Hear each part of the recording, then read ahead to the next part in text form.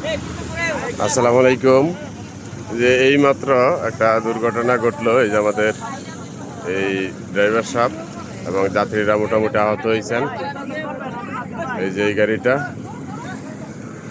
Dhaka metro গ 15 29 33, এটা কাঞ্চন bridge পার হইয়া 300 ফিটে ঢোকার পরে যে টার্নিংটা আছে, টার্নিংয়ের এখানে এসা ব্রেক দিছে। তো গাড়িটা মোটামুটি অনেক স্পিড ছিল।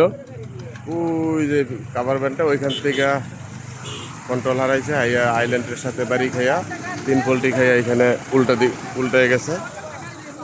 তো গাড়িটা খুব সম্ভবত যতটুকু জানতে পারছি চাঁদপুর থেকে আসছে, এয়ারপোর্টে যাচ্ছিল।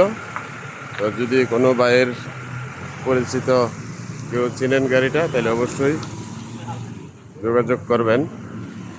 আপনার এইখানে পাবলিকও চেষ্টা করতেছে, এই হলো অবস্থা।